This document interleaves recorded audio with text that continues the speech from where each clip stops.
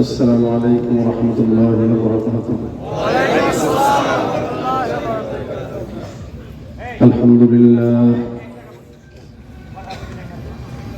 الحمد لله علي الذات عظيم الصفات سمي السمات كبير الشان جليل القدر رفيع الذكر مطاع الأمر جلي البرهان فخيم الاسم عزيز العلم وسيع الحلم كثير الغفران ونشهد أن لا إله إلا الله وحده لا شريك له ونشهد أن سيدنا وسندنا وحبيب ربنا وطبيبنا وطبيب قلوبنا ومولانا محمدا عبده ورسوله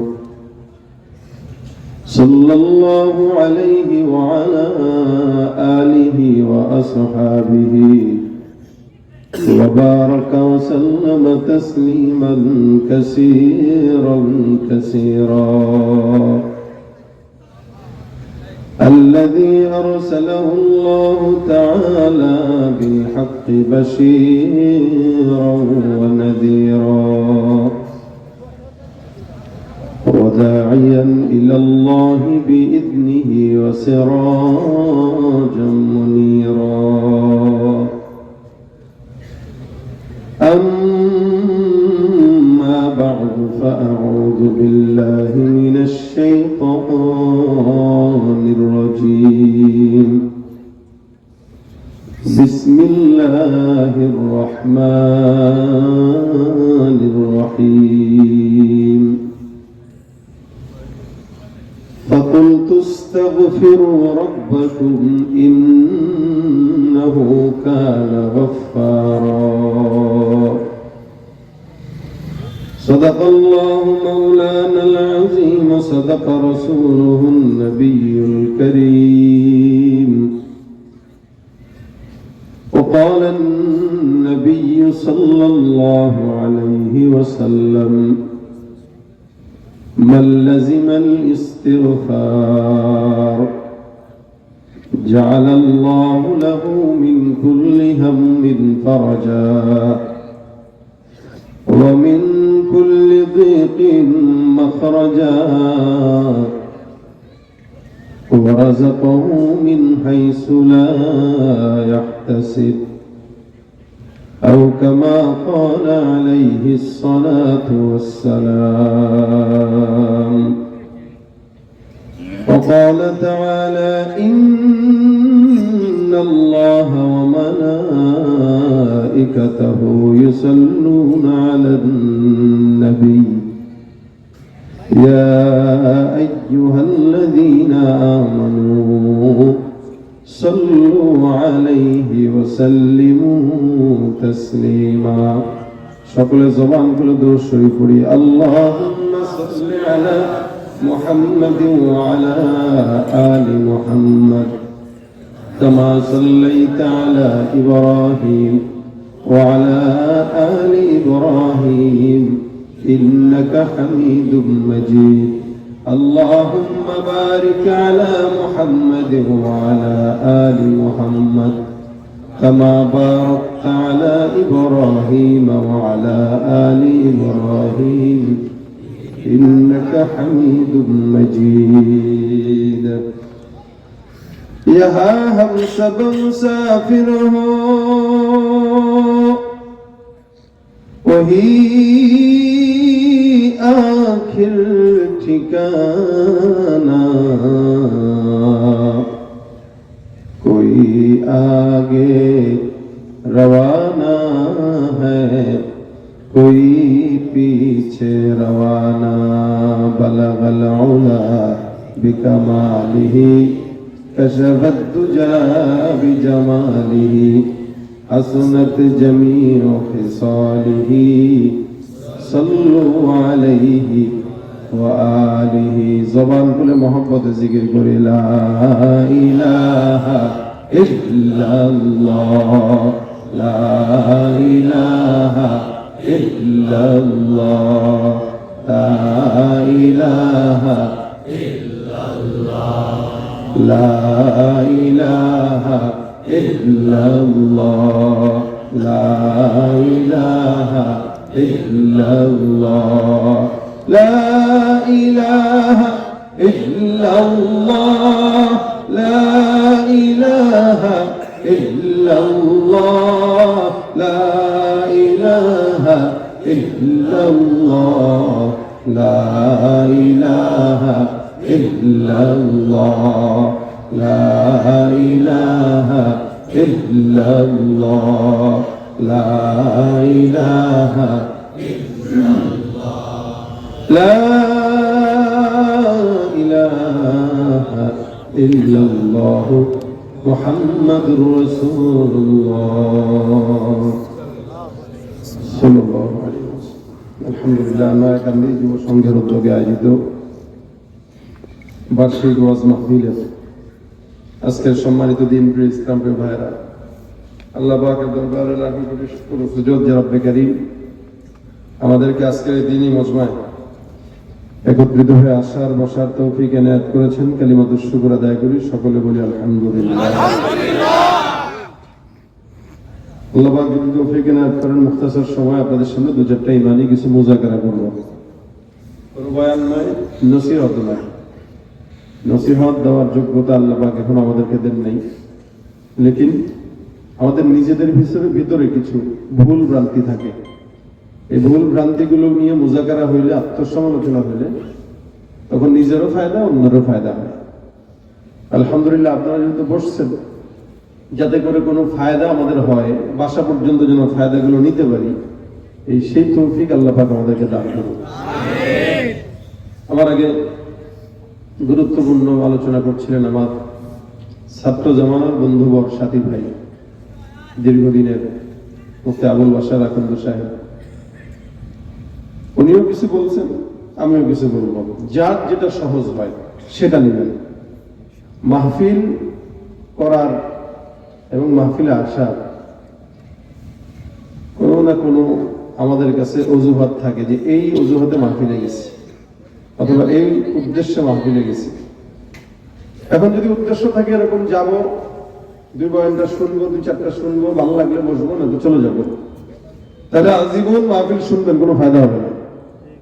আর যদি নিয়ত থাকে এটা যে ওয়াজ সুর দিয়ে করুক বা সুর ছাড়া করুক, পরিচিত কোনো আলোচক করুক বা একদম গ্রামগঞ্জের কোনো অপরিচিত কোনো মানুষ করুক, ওইটা আমার দেখার বিষয় না। আমার দেখার বিষয় কি বলছে, কি বলছে ওই জিনিসটা শুনতে পারলে, পছন্দ হইলে, মানতে পারলে ইনশাল্লাহ কামিয়াব। এখন তো আমাদের মাহফিলগুলোর সুরত পাল্টায় গেছে, এই কারণে হেদায়েত যতটুকু কাম্য ততটুকু হয় না।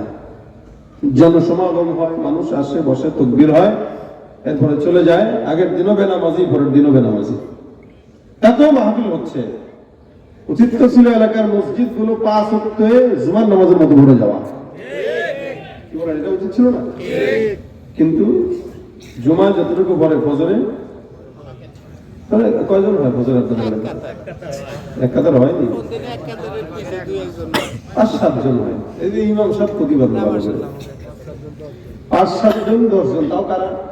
আপনাদের মুরব্বীরা যারা আছে, জওয়ানদেরকে ফজরের মসজিদে ডাক দিয়ে বোম মেরে পাওয়া যায় না, বুঝেন নাই?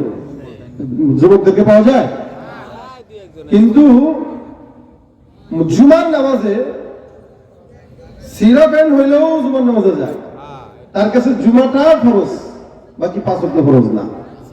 অথচ এই যে হুজুরেরা এত বয়ান করতেছে, নামাজ পড়ো, নামাজ পড়ো, কই গেল কোথায়? এ বয়ান শুনে কোন দিক দিয়া, বের করে কোন দিক দিয়া? কেন? বললেওয়ালা শুনলেওয়ালা উভয়ের হাল একই। এই জন্য শুনলেওয়ালা বললেওয়ালা আল্লাহ উভয়কে আমলের নিয়তে বলার শোনার তৌফিক দান করুন। আপনারা আমি যতক্ষণ আছি আওয়াজ দিবেন তো ইনশাআল্লাহ? চায়ের দোকানে বসে আমাদের গীবত শেখায়াতি হয়, কিন্তু আমরা আল্লাহ পাক রব্বুল আলামিনের জান্নাতি বাগানে বসছি যেহেতু, যতক্ষণ থাকবো সুবহানাল্লাহ আলহামদুলিল্লাহ আওয়াজটা দিব জোরে বলেন ইনশাআল্লাহ। এই শীত যেটা আসছে আপনারা এমনি বসছেন, এটা একটু পরেই চলে যাবে যদি একটা তাকবীর দেন। নারায়ে তাকবীর, শরীর গরম করেন, লিল্লাহে তাকবীর, আর ওজন লিল্লাহে তাকবীর। আল কোরআনের সৈনিক আমি নেই তো কোনো ভয়, এক আল্লাহর গোলাম আমি এই তো পরিচয়। কার গোলাম আমরা? এই পৃথিবীর সবই নকল, এই পৃথিবীর সবই নকল, আসল কিছুই নয়, এক আল্লাহর গোলাম আমি এই তো পরিচয়, আমার এই তো পরিচয়।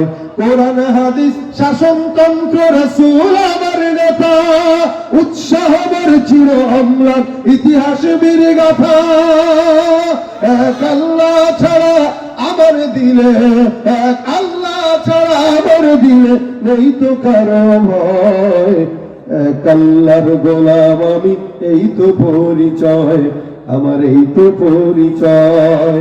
আল কোরআনের সৈনিক আমি নেই তো কোনো ভয়, এক আল্লাহর গোলাম আমি এই তো পরিচয়, আমার এই তো পরিচয়। ঠিক কিনা? কার গোলাম আমরা? আল্লাহ আমাদেরকে তার গোলাম বানায় দেবে। বন্ধু গলায় যাচ্ছে, মশা তো নেই না?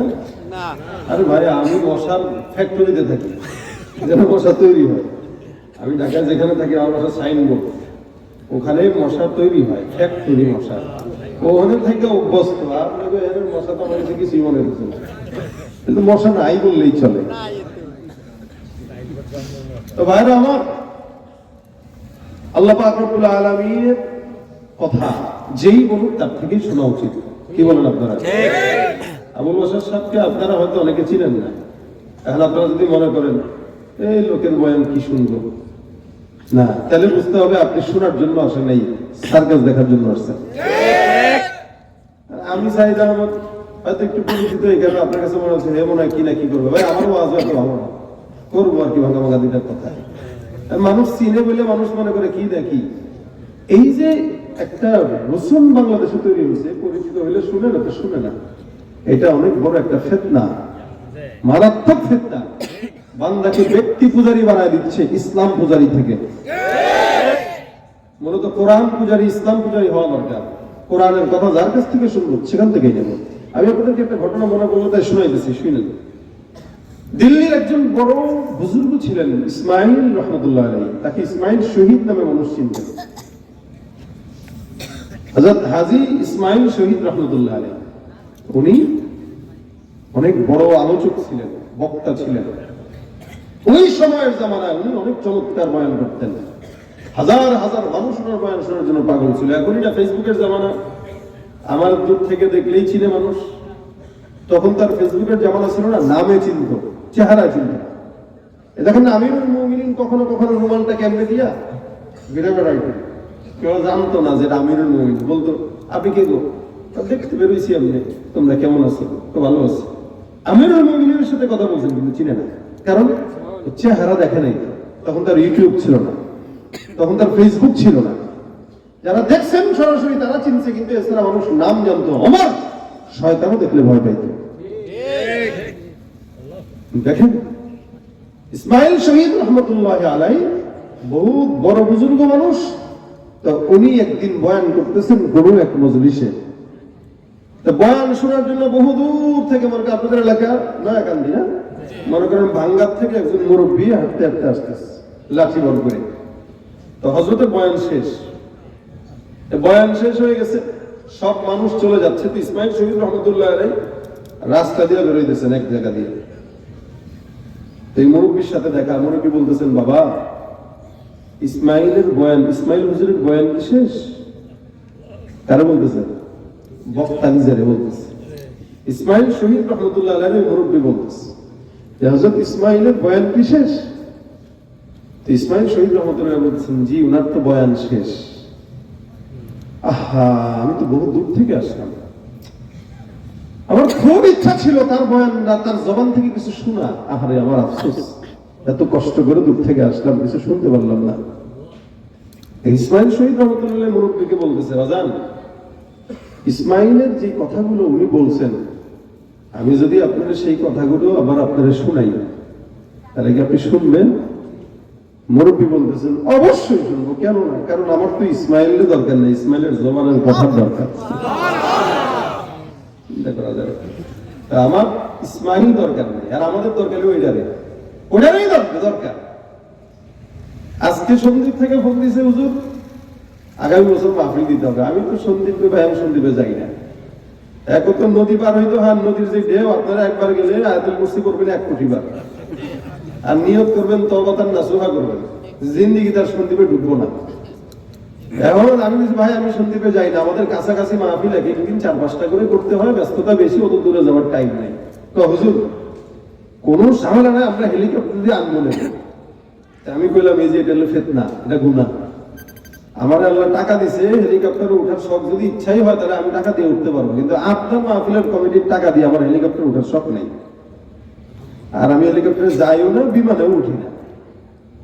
পরে না হুজুর যে কোনো ভাবে আসতে হবে। আমি ভাই এলাকায় কি আলেমের অভাব করছে? না, আছে তো। তাদের কি এলেম দূর হয়ে গেছে? না, তাদের যদি এলেম দূর না হয়, তারা যদি থাকে, আমার মতো বকলম গর্বপে নিয়ে দরকারটা কি আপনার? আপনি ওই এলাকার মুরব্বী মুহাদ্দিস শাইখুল হাদিসদের থেকে ওয়াজ শুনেন, যদি আপনার হেদায়েতের ইচ্ছা থাকে।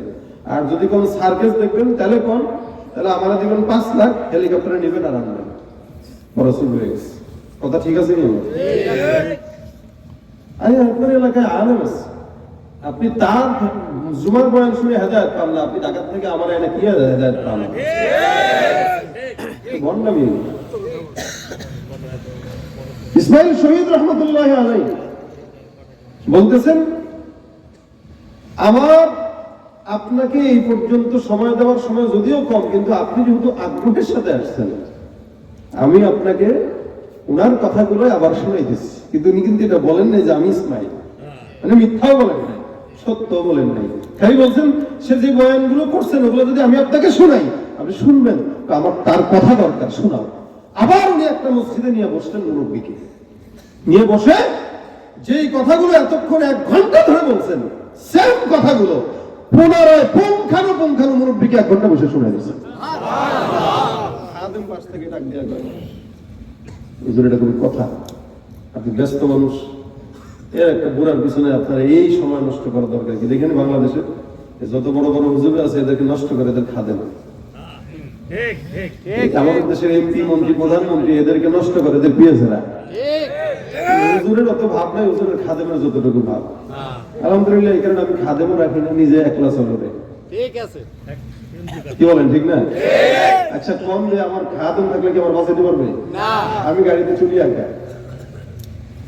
যদি আল্লাহ পাক হেফাজত করে, আল্লাহ নিজে হেফাজত করবে। তাহলে খাদেম আমার কান পড়া করবে, হুজুর আপনি এত বড় লোক, আপনারা রিসিভ করতে আসলে আমি আজকে বাসার সাথে বলছি, খবরদার হুন্ডা পাঠায় না, বলছি না হুজুর? না, যুবকরা চাচ্ছে 20টা হুন্ডা দিয়ে আপনাকে রিসিভ করবে। ভাই আল্লাহর রাস্তায় কম, একটা হুন্ডা আসবে, একটা হুন্ডা আসবে, নিয়ে যাবে।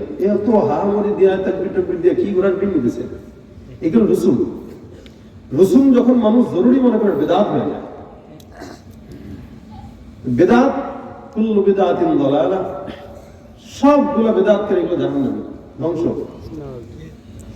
কথাগুলো তিতা, কিন্তু এগুলাই এই যে আবার ঢুকতেছি, তাকবীর দেওয়া শুরু করছে, আমি মনে করছি ভাবে থামেন কিসের? কারণ এখানে চলতেছে কোরআনের আওয়াজ, ওখানে কথা আয়াত তাকবীর। কি তার মানে? এই কোরআনের কথা থেকে আমার দাম বেশি হয়ে গেল না? এটাই তো বোঝায়। প্রধান বক্তা আসতেছে না তাকবীর, কথা বলতেছে জিকিরের, কথা বলতেছে কোরআনের, কথা বলতেছে সুন্নাহ, আর সে কয় নারায়ে তাকবীর। তার মানে ও তুই যেটা বলতেছিস ওইটার চেয়ে এটা বড়, এই কোরআনের চাইতে বক্তা বড় নাকি? আচ্ছা বলেন, আমার দাম কি কোরআনের কারণে না আমার কারণে? আমি সাহেব যদি এই মুহূর্তে কোরআনের বিরুদ্ধে কথা বলে, আপনাদের উচিত আমার এখন না, কথা ঠিক না? আমি যদি এখন আল্লাহর কোরআনের বিরুদ্ধে কোনো কথা বলি, আমার আপনাকে হত্যা করা উচিত। আমি যদি এখন শাহাদাতে রাসূল হয়ে যাই, ইসলামের বিরুদ্ধে, রাসূলের বিরুদ্ধে কোনো কথা বলি, আমাকে হত্যা করা আপনাদের জন্য ওয়াজিব। তার মানে আমার দাম কোরআনের কারণে। সেই কোরআনকে থামায় আরেকজনকে উঠায় তাকবীর দেওয়া বিদআত। কেন? এটা এখন আমরা সুন্নাহ, এটাকে আমরা নিয়ম বানায় ফেলছি, মানে একদম লাজম বানায় ফেলছি, এটাই করতে হবে। এই জন্য প্যান্ডেল আছে, স্টেজ আছে, মাইক ভালো আছে, জনগণ আছে, হেদায়েত নাই। কথা বুঝলেন কি নাই? আচ্ছা, মাহফিল কি হেদায়েত আসার জন্য না যাওয়ার জন্য? এখন বক্তা যদি রাত 12:30 1টা পর্যন্ত ওয়াজ করে, ওই বক্তার তো ঢাকায় যাওয়া লাগে, বাসায় যেতে হয়, তারও ঘুমাইতে হয়, আবার জনগণ যারা এখানে আছে এদেরও ঘুমাইতে হয়। ফজর নামাজ যদি কেউ না পড়লো, তাহলে বলেন মাহফিলটা কি নাজাতের উসিলা না জাহান্নামের কারণ? আল্লাহ আমাদেরকে একটু বোঝার তৌফিক দান করুন। খাদেম বলতেছেন, হুজুর আপনি এই লোকের পিছনে এত সময় নষ্ট করলেন কেন? ইসমাইল শহীদ রহমতুল্লাহ বলতেছেন, আমি এতক্ষণ যেই নিয়তে এদের সাথে কথা বলছি, একই নিয়তে এই মুরব্বীকে বলছি, আমার বিশ্বাস যাতে হাজার মানুষের সামনে যা বলছি, এই হাজার মানুষ আমার কথা মানবে না, কিন্তু এই মুরব্বী মানবে। এই যে মুরব্বী মানবে, মুরব্বীর উসিলায় আল্লাহ পাক আমার মাফ করে দিবেন। আমাদের ভাই আল্লাহর কাছে জান্নাত যাওয়ার কোনো উসিলা নাই, আমার নাই, আপনাদের থাকতে পারে।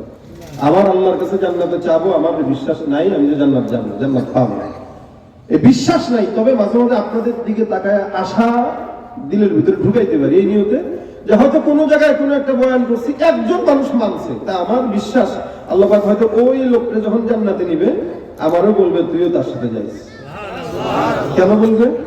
যে আমি আপনাদেরকে কিছু কথা বলছিলাম, আপনারা শুনছিলেন, আমল করছিলেন।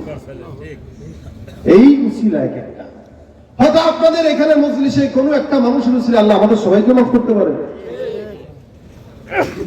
আল্লাহ পাক রব্বুল আলামিন বান্দা বানাইছেন, প্রত্যেকটা বান্দার গুনাহ আছে, আমারও যেমন আছে আপনাদেরও। এখানে একজন মানুষ বলেন তো, যে ব্যক্তিটা বলবেন আমার জিন্দেগিতে কোনো গুনাহ হয় নাই, আছেন কেউ? কেউ নাই। দুনিয়াতে সারা বিশ্বের বুকে কেউ নাই যে বলবে যে আমি বালেগ হওয়ার পর থেকে কোনোদিন গুনাহ করিনি, এরকম কেউ নাই। প্রত্যেকটা মানুষের গুনাহ আছে। বান্দা গুনাহ করতে পছন্দ করে, আল্লাহ ক্ষমা করতে পছন্দ করে। আল্লাহ পাকের কাজই ক্ষমা করা, বান্দার কাজই গুনাহ করা। তবে গুনাহের কাজ করাটা দোষের নয়, গুনাহের উপরে অটল থাকাটা দোষের। একটা হলো আমি গুনাহ করতেছি, নাফসান গুনাহ, এটা আমি মানি, এটার দ্বারা আমার গুনাহ হচ্ছে, কিন্তু চাইলেই আগফিরু লিমান ইয়াশা, আল্লাহ ক্ষমা করতে পারে। আরেকটা হলো আমি গুনাহ করতেছি, গুনাহকে গুনাহই মনে করতেছি না, তাহলে আমার ঈমানই থাকবে না।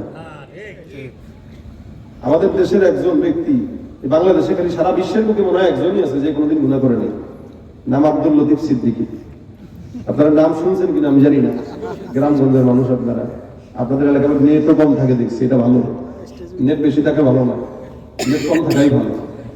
এখন এই লোকটা স্টেজে বসে বসে বলতেছে যে আমি আল্লাহ পাক আমাকে নিয়ামত দেয়, আমি আল্লাহর নিয়ামতের শুকরিয়া করি, আলহামদুলিল্লাহ, কিন্তু আমি আল্লাহর কাছে কোনোদিন ক্ষমা চাই না, কারণ আমি আমার জিন্দেগিতে কোনোদিন গুনাহই করি নাই। কি বলেন আপনারা? সে আল্লাহর কাছে ক্ষমা চায় না, কেন? সে গুনাহই করে না। অথচ আল্লাহ বলতেছেন ইস্তাগফিরু রাব্বাকুম, তোমরা তোমাদের রবের কাছে ইস্তিগফার করো, ক্ষমা চাও। গুনাহ করো বা না করো, কি চাও? ক্ষমা চাও। যে কয় যে আমার কোনো গুনাহই নাই, আরে শয়তানও তো তাই দেখলি কয় আরে আমি কি শয়তান, আমার চেয়ে বড়টা। শয়তান তার আল্লাহ আল্লাহর রাসূল কইছে যে আল্লাহ এই 2024 যে শয়তানকে তুমি পাঠাইছো, আমার দরকার ছিল কি? আর যে নিজে বলে যে আমার কোনো গুনাহ নেই, তো ওর মতো শয়তান আর কে থাকতে পারে? অথচ আল্লাহ বলতেছেন বান্দা গুনাহ করো, ইস্তিগফার করো। এই দুনিয়াতে নবীরা ছাড়া, সাহাবীরা ছাড়া, তাবেঈরা ছাড়া সব গুনাহগার। নবীরা মাসুম। নবীরা কি মাসুম? গুনাহ আছে নবীদের? নবীদের ভুল ধরাটাও ভুল, ঠিক, কখনো নবীদের ভুল ধরবেন না। সাহাবীদেরকে আল্লাহ পাক মাফ করে দিয়েছে, সুবহানাল্লাহ, সুবহানাল্লাহ, আস্তাগফিরুল্লাহ। আচ্ছা, এই যে সুবহানাল্লাহ বললেন, ফায়দা আছে না নাই? এই গাছগুলার আগা বেশি চওড়া না গোড়া বেশি চওড়া? গোড়া বেশি চওড়া। বুঝাবেন? আগা না গোড়া? আগা বেশি চওড়া, গোড়া কম। এই যে একবার সুবহানাল্লাহ যে বললেন, আল্লাহ পাক রব্বুল আলামিনের হাবিব বলেন একবার সুবহানাল্লাহ বলার দ্বারা জান্নাতে একটা ফলের গাছ লেগে যায়। সুবহানাল্লাহ বলেন, সুবহানাল্লাহ, আরো জোরে বলেন সুবহানাল্লাহ। একবার বলছেন, এই যে তিনবার বললেন, তিনটা লেগে গেছে। এখন বলছেন আরেকটা লেগে গেছে, আবার যারা বলছেন আরেকটা লেগে গেছে। রাসূল বলেন কত বড় গাছ? একটা দ্রুতগামী ঘোড়া যদি 100 বছর লাগাতার দৌড়ায় গাছের গোড়া শেষ করতে পারবে না। এজন্য বলবেন মাঝে মাঝে, ঠিক আছে ইনশাআল্লাহ। নবীরা মাসুম, সাহাবীরাও আল্লাহ পাক মাফ করে দিয়েছেন। এরপরে আসেন তাবেঈ। তাবেঈদের ব্যাপারে রাসূল করিম সাল্লাল্লাহু আলাইহি ওয়াসাল্লাম বলেছেন আল্লাহ পাক তাদেরকেও মাফ করবেন, কারণ যারা আমাকে দেখেছে অথবা আমাকে দেখেছে তাদেরকে দেখেছে, এরা মাফ। সুবহানাল্লাহ। এরপর থেকে যত বান্দা আছে গুনাহ আছে না নেই? আছে। আল্লাহ বলেন ওয়াস-সাবিকুন আস-সাবিকুন উলাইকাল মুকাররাবুন ফি জান্নাতিন নাঈম সুল্লাতুম মিনাল আউয়ালিন ওয়া কলিলুম মিনাল আখিরিন। আবার আল্লাহ পাক রব্বুল আলামিন বলেন যারা অতীতে চলে গেছে, সাবিকিন যারা, এরা আল্লাহ পাকের নিকটবর্তী, অনেক রাসূলের নিকটবর্তী, আল্লাহর নিকটবর্তী, জান্নাতের নিকটবর্তী। উলাইকাল মুকাররাবুনা ফি জান্নাতিন নাঈম, যারা নিকটবর্তী এরাই আল্লাহর জান্নাতে যাবে। সুল্লাতুম মিনাল আউয়ালিন ওয়া কলিলুম মিনাল আখিরিন। মুরব্বিরা একটা কথা বলতো, যায় দিন ভালো আসে দিন খারাপ। যা দিন যারা চলে গেছে আমাদের অতীতে, এই যে মুরব্বিরা যারা এখানে আছে এরা আমাদের চাইতে অনেক পবিত্র। কারণ কি? তারা আমাদের চাইতে 50 বছর আগে জমিনের মধ্যে জন্মগ্রহণ করেছেন। যে ব্যক্তি আল্লাহর নবীর থেকে যত নিকটে সে জান্নাতের তত নিকটে। নবীজি জন্মগ্রহণ করেছেন মনে করেন 1500 বছর হয়ে গেছে। যে ব্যক্তি আজ থেকে 500 বছর আগে জন্মগ্রহণ করলো, ওই ব্যক্তিটা আল্লাহর নবীর থেকে 1000 বছরের দূরত্বে জন্মগ্রহণ করেছে। যেই ব্যক্তিরা 500-1500 বছর পরে জন্মগ্রহণ করলো, ওই ব্যক্তিটা রাসূল থেকে 1500 বছর পরে জন্মগ্রহণ করছে। বলেন তো 1000 বছর পরে যে জন্মগ্রহণ করলো সে আগে, না 1500 বছর পরে যে জন্মগ্রহণ করলো সে আগে? 1000। তার মানে 1000 বছর বলা বান্দা আল্লাহর নবীর থেকে 500 বছর, আমার থেকে রাসূলের 500 বছর নিকটে। শুধু তাই নয়, যে ব্যক্তিটা 50 বছর আগে জন্মগ্রহণ করলো, আমার চাইতে ওই ব্যক্তিটা 50 বছর বেশি রাসূলের নিকটে। আজকের জন্ম নেওয়া সন্তান আগামীকাল জন্ম নেওয়া সন্তান থেকে একদিন হলেও পয়গম্বরের নিকটে। আমার আল্লাহ বলেন যে যত নিকটে ওই বান্দা তত জান্নাতি, যে বান্দা যত দূরে ওই বান্দা তত জাহান্নামী। দেখবেন এই কারণেই তো আজ থেকে 40-50 বছর আগের ঘটনা যদি আপনাদেরকে শোনায়, আপনারা মিলায় দেখেন মিলে কিনা। এক সময় মা বোনদেরকে আমরা দেখছি রাস্তাঘাটে যখন তারা হাঁটতো, পরপুরুষ যখন যদি নজরে চলে আসতো, পরপুরুষদেরকে দেখার সাথে সাথে ওড়নাটা টেনে দিয়ে গাছের আড়ালে যায় লুকাইতো যেন তাদেরকে না দেখে। আর বর্তমান সময় দেখেন আমাদের মা খালা পর্দা করার জন্য গাছের আড়ালে লুকাইতো, ওই জায়গায় বিল্ডিং এর নিচে লুকাইতো, মসজিদের আড়ালে লুকাইতো, দেয়ালের আড়ালে লুকাইতো। আর বর্তমান নারীদের দিকে তাকায় দেখবেন, কোন পরপুরুষ দেখলে লুকাবে তো দূরের কথা, ওড়নাটা বুকে থাকলেও সেটাকে সরায় দিয়া একবার দেখা দেয়। আজ থেকে 50 বছর আগে, 20-30 বছর আগের কথা যদি বলি, আমরা আমাদের মা খালাদেরকে গ্রামগঞ্জে যখন বেড়াতে যেতাম দেখতাম সকালবেলা ফজরের নামাজের পর সূরা ইয়াসিন তেলাওয়াত না করে কোনোদিন ঘরের কাজে হাত দিত না। নামাজ পড়তো, ওজিফা পড়তো, তেলাওয়াত করতো, তারপরে ঘরের কাজে উঠান ঝাড়ু দিত, হাত দিত। মাগরিবের পরে সূরা ওয়াকিয়া তেলাওয়াত করতো, তারপরে টুপি জ্বালাইতো। এশারের পরে সূরা মুলক তেলাওয়াত না করে ঘুম যাইতো না। আমরা আমাদের মা খালাদেরকে প্রতিনিয়ত তেলাওয়াত করতে দেখতাম। আর বর্তমান সময়ে কোরআনটা তাকের মধ্যেই থাকে, ওই কোরআনকে পরিচ্ছন্ন করার মতো লোক পাওয়া যায় না। এ মুসলমান, জামানার সামনের দিকে আগাইতেছে, ফিতনা বাড়তেছে, গুনাহ বাড়তেছে। এক সময় আমি আমার নিজের কথাও যদি বলি, আমার বাবা এখনো বেঁচে আছে আলহামদুলিল্লাহ, 76 বছর চলতেছে। তাবলীগের মেহনতের কারণে আমাকে মাদ্রাসায় পড়াইছেন, কিন্তু প্রায় 40 বছর সচিবালয় সরকারি চাকরি করছেন, অফিসার মানুষ ছিলেন। আল্লাহর বান্দা তাবলীগের মেহনতে আমাদেরকে মাদ্রাসায় পড়াইছেন। আমি আমার জন্মের পর থেকে, বুঝ হওয়ার পর থেকে দেখছি, এখনো পর্যন্ত দেখি আমার বাবাকে আমার মনে পড়ে না আমি আমার নিজের জিন্দেগিতে কোনোদিন কাজা নামাজ আদায় করতে দেখছি। বরঞ্চ আজানের আগে আগে আমার বাবা সবসময় মসজিদে যায়। চাকরি শেষ হয়ে গেছে, এখনো গ্রামে বাড়ি করছে, ওখানে থাকে, 5 ওয়াক্ত আজান নিজে দেয়, তারপরে নিজেই নামাজ পড়ায়। ভাইরা আমার, আমি মাঝে মাঝে বলি আমার বাবার 1 ইঞ্চি আমল আল্লাহ পাক আমারে দেয় নাই, কারণ ওই যে আমি আমার বাবার থেকে অনেক দূরে, আমি আমার রাসূল থেকে অনেক দূরে। আমার বাবা আমার থেকে মিনিমাম 40-50 বছর অথবা যাই বছর আগে জন্মগ্রহণ করুক না কেন, আমার থেকে আমার বাবা দুনিয়াতে আগে আসছে, আপনার বাবা দুনিয়াতে আগে আসছে, যার কারণে তাদের আমলের ছিটে ফোটাও আমরা পাই নাই। এ মুসলমান, আমার বাবার কোরআন তেলাওয়াতের আওয়াজে আমাদের ছোটবেলায় ঘুম ভাঙতে মনে আছে। সকালবেলা ফজরের নামাজের পর আমার বাবা মসজিদ থেকে ইশরাক করে ঢুকে সুন্দর করে গাছটা করে পরে আসতেন, এসে ঘরের মধ্যে কোরআন তেলাওয়াতে লেগে যেতেন। আমাদের ঘুম ভাঙতো আমার বাবার কোরআন তেলাওয়াতের আওয়াজে, আমার ঘুম ভাঙতো আমার মায়ের জিকির আর ওজিফার আওয়াজে। আমাদের ছোটবেলায় আমাদের ঘুম ভাঙতো মা বাবার কোরআন তেলাওয়াতের আওয়াজে। আর বর্তমান সময়ে বাচ্চাদের ঘুম ভাঙে মা বাবার মোবাইল ফেসবুকের আওয়াজে। তাহলে জামানা কত খারাপের দিকে আসমানে বাসিয়া ভরা, কিন্তু টেনশনের কারণ নাই। আমার আল্লাহ পাক রব্বুল আলামিন ডাক দিয়া বলেন, উম্মত, জমিনের মধ্যে বান্দার যত গুনাহ হোক না কেন টেনশনের কারণ নাই। জামানা যত সামনের দিকে আগাবে, শিক্ষা বাড়লেও মানুষ তত হায়াওয়ান জানোয়ার হবে। শিক্ষা বাড়তেছে, মারামারিও বাড়তেছে, শিক্ষা বাড়তেছে, হিংসা হানাহানি বাড়তেছে। এই ফিতনার মধ্যেও যদি কেউ আল্লাহ পাক রব্বুল আলামিনের কাছে ক্ষমা চায়, আমার আল্লাহ পাক ডাক দিয়া বলে, মুমিন, টেনশনের কারণ নাই। কোটি কোটি গুনাহ যদি হয়ে যায়, রাসূল সাল্লাল্লাহু আলাইহি ওয়াসাল্লাম বলে, একবার জবান দিয়ে যদি কেউ বলে আস্তাগফিরুল্লাহ, আমার আল্লাহ নবী বলেন, পাহাড়ের সমান যদি গুনাহ হয়, সমুদ্রের ফেনা পরিমাণ যদি গুনাহ হয়, ইস্তিগফার একবার বলার দ্বারা আমার আল্লাহ বান্দার সব গুনাহ মাফ করে দিবে। বলে ফেলেন আস্তাগফিরুল্লাহ। ভাইরা আমার, দেখেন, জমিন ডাক দিয়া কয়, জমিনের মধ্যে যত বান্দা আছে সব বান্দাকে আমি আল্লাহ মহব্বত করি বিদায় মাফ করে দেই। মহব্বত নামক বস্তুটা আমার আল্লাহ পাক রব্বুল আলামিন যখন বানায়, 100 ভাগে ভাগ করে। কয়শো ভাগ? প্রেম আর ভালোবাসা, মহব্বত, এটাকে আল্লাহ পাক রব্বুল আলামিন যখন বানায় 100 ভাগে ভাগ করে। এক ভাগ মহব্বতটা আল্লাহ পাক রব্বুল আলামিন গোটা জমিনের মধ্যে ছড়ায় দেয়। এক ভাগ মহব্বতটাই রাসূলের ভিতরে, আমাদের ভিতরে, ইনসানের ভিতরে, জিন্নাতের ভিতরে, মাখলুকাতের ভিতরে, গোটা দুনিয়ার মধ্যে এক ভাগ মহব্বত ছড়াইলো। বাকি থাকে কয় ভাগ? এক ভাগ মহব্বতের কিছু অংশ নিয়ে যদি আপনার সন্তানের প্রতি আপনার মায়া তো হয়, এক ভাগ মহব্বতের কিঞ্চিত ভালোবাসা নিয়ে যদি আপনার বিবির প্রতি আপনার দরদ তো হয়, আমার নবী বলেন, বাকি 99 ভাগ মহব্বত কেবলমাত্র আল্লাহ পাক বান্দাকে ক্ষমা করার জন্য আল্লাহর দিলে রেখে দিয়েছেন। সুবহানাল্লাহ।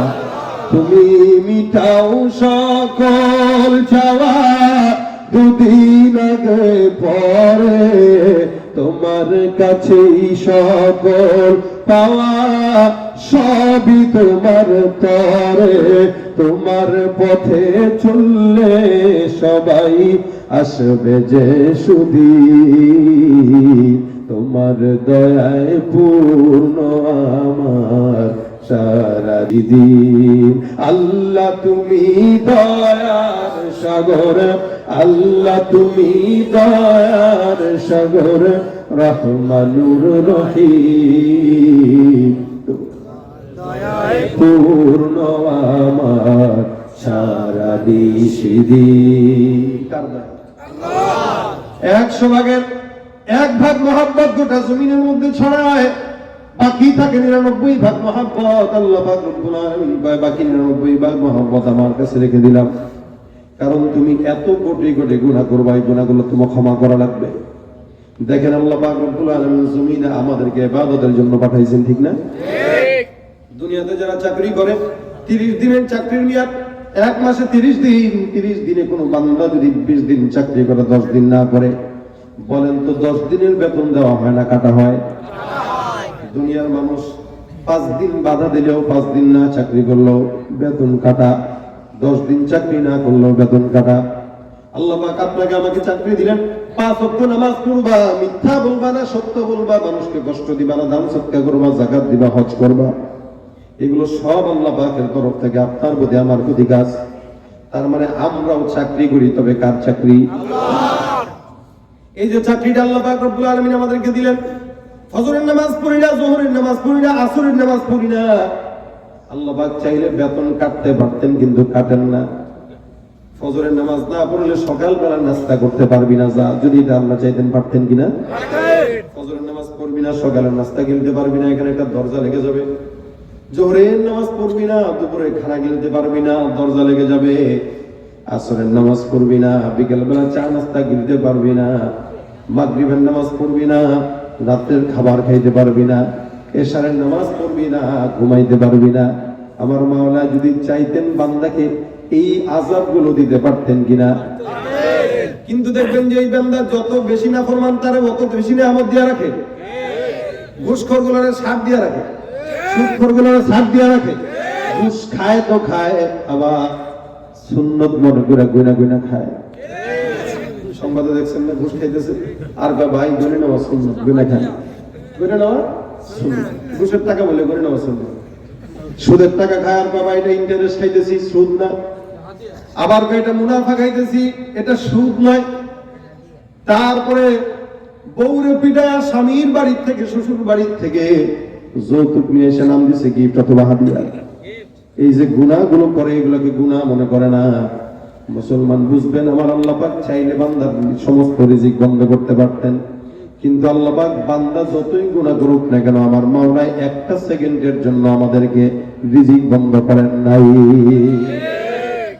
সেদিন আমাদের এক বন্ধু, তার মা খুব খারাপ একটা হালত হয়ে গেছে, তো হাসপাতালে কি বলে ওই শ্বাস প্রশ্বাসের জন্য কি অক্সিজেন নেওয়ার জন্য হাসপাতালে ভর্তি দিচ্ছে। তো উনি বললো ভাই ফকির বানাই দিছে। কেমনে? পার ঘন্টায় অক্সিজেনের জন্য 65,000 টাকা করে নিছে। ঘন্টায় কত? 65,000। কি নেওয়ার জন্য? আচ্ছা আমি আপনি নিতেছি। আচ্ছা বলেন, এই বেচারার মাকে নেওয়ার পিছনে মনে হয় একদিনও হয় নাই, অল্প কিছু সময় রাখছিল, কয়েক ঘন্টা। তার 8 লাখ টাকা না 9 লাখ টাকা শুধু অক্সিজেন বিল দেওয়া লাগছে। 8-9 লাখ টাকা শুধু অক্সিজেন বিল। এবার আপনি হিসাব করেন কত কোটি কোটি কোটি কোটি টাকার অক্সিজেন আল্লাহর কাছ থেকে ফ্রি পাইতেছে। সুবহানাল্লাহ, জোরে বলেন সুবহানাল্লাহ। কত অক্সিজেন আল্লাহ পাক আমাদেরকে দিচ্ছে। সেখান থেকে আমরা কি করতেছি বলেন? কয়বার বলছি আলহামদুলিল্লাহ, কয়বার বলছি? একদিন চিন্তা করছেন যে আল্লাহ এই যে টানতেছি আবার যাচ্ছে, এই যে টানতেছি আবার যাচ্ছে। সেদিন আরেকজন বলল এই নিঃশ্বাস নিতে পারে কিন্তু বের করতে পারে না, এটার জন্য তাকে প্রত্যেক দিন ডাক্তারের কাছে যে কি জানি করা লাগে ওইভাবে বেঁচে আছে। কারণ নিতে পারে, ওই নেওয়ার পরে আবার যে খারাপটা বের করবে, নেয় তো ভালোটা, ছাড়ে খারাপটা, তো খারাপটা ছাড়ার তার অবস্থা নাই। ভালোটা নিতে পারে, ছাড়তে পারে না। ওই খারাপটা যখন ছাড়তে পারে না, ভিতরে সবকিছু তার এলোমেলো হয়ে যায়। দেখেন পুঙ্খানু চিন্তা করেন যে আল্লাহ পাক এরপর একটা সেকেন্ডের জন্য আমাদের নিয়ামত ছিনায় না। কিন্তু দুনিয়াতে মানুষ কিন্তু চাকরি না করলে টাকা কেটে নেয়, আল্লাহ নেয় না। কেন? ওই যে মহব্বত কয় গুণ, 99 গুণ। এ মুসলমান, এই কারণে নবী করিম সাল্লাল্লাহু আলাইহি ওয়াসাল্লাম বলেন টেনশনের কারণ নাই। আমার আল্লাহ বান্দাকে ক্ষমা করবেন, যদিও আমরা আখির জামানের উম্মত, আমাদেরকে আরো বেশি ক্ষমা করবেন। সুবহানাল্লাহ। হাদিস শরীফে পয়গম্বর সাহাবাদেরকে গল্প শোনায়।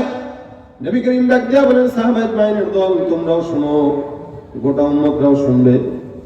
পূর্ববর্তী জামানায় এমন একজন বান্দা ছিল যে বান্দাটা একটা নয়, দুইটা নয়, 99টা খুন করছে।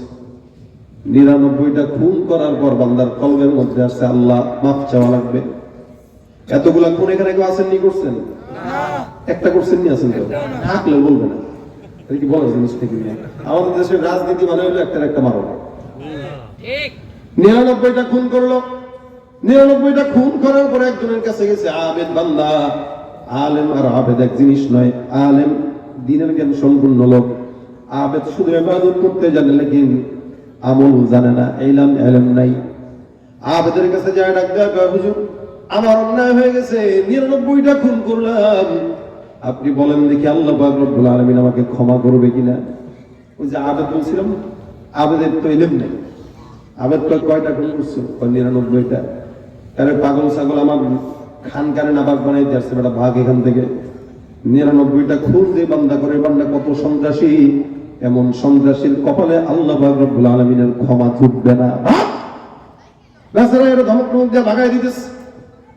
99টা খুনের অধিকারী বান্দা মেজাজ গরম হয়ে গেছে, কয় কি আমার সন্ত্রাসী অবস্থা দেখে নাই, যার কারণে আমার সঙ্গে খারাপ ব্যবহার করতেছে। মাথার মধ্যে শয়তান চেপে বসছে।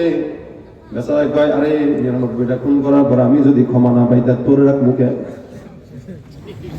পকেট থেকে চাকু বার করে হুজুরের পেটের মধ্যে ঢুকাই দিছে, যা খালাস। আগে ছিল 99টা, এখন হয়েছে কয়টা? 100। বেচারা এবার 100টা খুন করার পর ধুত, এই ছুরিটা থাকলে মুশকিল, খালি মারতে মনছে। ছুরিটাকে ভিক্ষা দিয়ে ফেলাই দেওয়া কয় না, আল্লাহ আমার 100টা খুন হয়ে গেল মালিক, এত গোনা খুন করলাম, আল্লাহ ক্ষমা তো দরকার। হাঁটতে হাঁটতে একজন আলেমের সঙ্গে দেখা হয়, ডাক দিয়া বলো, আলেম 100টা খুন করলাম, বলো আল্লাহ পাক রব্বুল আলামিন ক্ষমা করবে কিনা, আমার মাওলার কাছে ক্ষমা পাবো কিনা আমার জানা নাই, তুমি একটু আল্লাহর কাছে বলো, আল্লাহ পাক আমাকে যেন ক্ষমা করে। আলেম ডাক দিয়া কয়, কয়টা খুন করছো? বলে 100টা। তুমি 100টা খুন করে টেনশন করতেছো, টেনশনের কোনো কারণ নাই, তোমার খুন যেখানেই শেষ, আমার মাওলার দয়া মাত্র সেখান থেকে শুরু। 100টা খুন করার পর আল্লাহ পাক রব্বুল আলামিনের দরবারে বান্দা মাফ চাওয়ার জন্য চিন্তা করলো। এই যে কলমের ভিতরে বান্দার খেয়াল আসলো, এই বান্দা রওনা হয়ে গেছে। আলেম ডাক দিয়া বলে, যাও যাও, এই এলাকার থেকে অমুক একটা এলাকার মধ্যে যাবা, ওখানে কিছু আল্লাহওয়ালা বান্দারা বসা আছে, তাদের সহবতে সময় লাগাও, তাদের সঙ্গে থাকো, আল্লাহ পাক রব্বুল আলামিন তোমাকে ক্ষমা করে দিবে। উদাহরণস্বরূপ এই নয়াকান্দি থেকে বান্দা রওনা হয়ে গেছে ঢাকায় তওবা করার জন্য।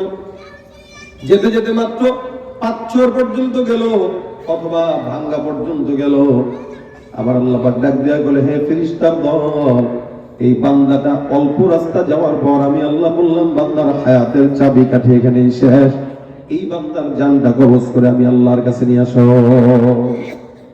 ভাইরা আমার, আমাদের যুবকরা মনে করে, যুব সমাজরা মনে করে, গুনাহ তো অনেক করতেছি, সমস্যা নাই, 50 বছর বয়সে আল্লাহর কাছে ক্ষমা চেয়ে নিব। 31st নাইট আজকের রাত্রিতে শুরু হবে, কিছুক্ষণ পরে দেখবেন ঢোল তাবলার আওয়াজ, গান বাজনার আওয়াজ, হবে কি হবে না? মুসলমানের সন্তান মাহফিল শুনে যায়, ওখানে তারপরে বাজি ফুটাবে, ওখানে গান শুনবেন, নাচবে। আল্লাহর কসম, এই সমস্ত কার্যক্রম যারা করে এরা মুসলমান দাবি করতে পারে কিন্তু হতে পারে না। তুমি নবীর উম্মত দাবি করো, সুন্নাহ মানো না, নবীর অপমানে তোমার হৃদয় কাঁদে না। নবীর উম্মত দাবি করো, সুন্নাহ মানো না, নবীর অপমানে তোমার হৃদয় কাঁদে না। তুমি বিজাতীয় সংস্কৃতিতে সপেছ পরাণ, তুমি বিজাতীয় সংস্কৃতিতে সপেছ পরাণ। তুমি কেমন মুসলমান, তুমি কেমন মুসলমান, নামাজের সাথে নাই পরিচয়, মানো না কোরআন, নামাজের সাথে নাই পরিচয়, মানো না কোরআন। তুমি কেমন মুসলমান, তুমি কেমন মুসলমান? আছে না নাই? এখানে যেই গলা যুবক আসছে, একটা যুবককে আমি বলবো, প্রত্যেকটা যুবককে, একটা যুবক যেন আজকের রাত্রিতে কোনো উলঙ্গপনা বেহায়াপনা না করে। নিয়ত করবে তো ইনশাআল্লাহ? হাত তুলে দেখাই। আল্লাহ আল্লাহ কবুল করুক, বলেন আমিন। মাহফিল যেটা শুনতেছো, এখানে শুইনা নিয়ে বাসা পর্যন্ত ইখলাস যেন থাকে, আল্লাহর ভয় যেন অন্তর থাকে। আমিন। বান্দা আল্লাহ পাক রব্বুল আলামিন হায়াত শেষ করে দিয়েছে, হায়াতের কোনো সীমা নাই। আজরাইল আসছে, জান কবজ করে নিয়ে গেছে, মৃত্যু তো হয়ে গেল, তওবা তো করলো না। খুন হইল কয়টা? 100। এতগুলো খুন করার পর এই বান্দা জান্নাতি নাকি জাহান্নামী? ফেরেশতাদের মধ্যে দ্বন্দ্ব। এক দল ফেরেশতা রাখ দেয়া কয় এটা জান্নাতি, আরেক দল কয় না না এটা জাহান্নামী। কেন জাহান্নামী? বলে 100টা খুন করলো। জান্নাতের ফেরেশতারা কয় এটা জান্নাতে যাবে, কারণ আল্লাহর কাছে মাফ চাওয়ার নিয়ত করছে।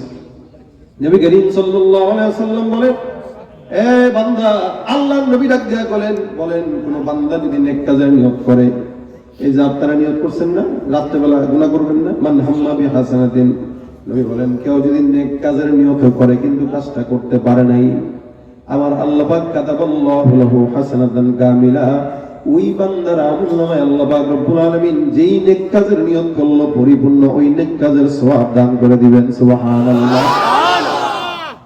ভাইরা আমার, দেখেন বান্দা জান্নাতি যাকে জাহান্নামী যাবে, এই বান্দার এই সিদ্ধান্তটা ফেরেশতারা নিতে পারে না। একদল কয় জান্নাতি, আরেক দল কয় জাহান্নামী। জান্নাতি ফেরেশতারা আর জাহান্নামের ফেরেশতারা দুইজনের মধ্যে দ্বন্দ্ব লেগে গেছে।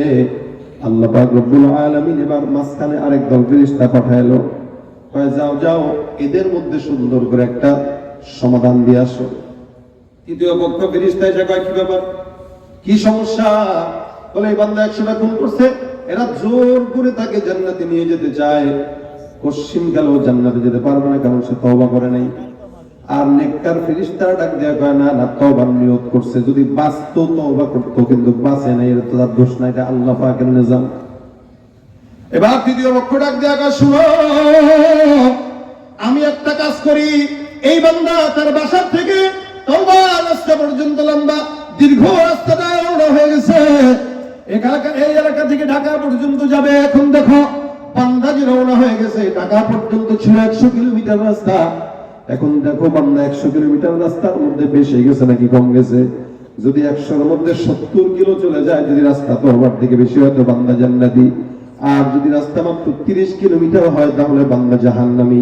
আসলেই তো বান্দার রাস্তা ছিল কম না বেশি? কম ছিল। কি ছিল? কেন কম ছিল? এখান থেকে মাত্র ভাঙ্গা গেছে অথবা 20 কিলোমিটার গেল। এবার এই ফেরেশতার কথা শুনে উভয় পক্ষ ঠিক আছে, হ্যাঁ সুন্দর রাস্তা মাপা শুরু করে দাও। আল্লাহর বান্দা রাস্তা, আল্লাহর ফেরেশতা রাস্তা মাপা শুরু করে দেয়।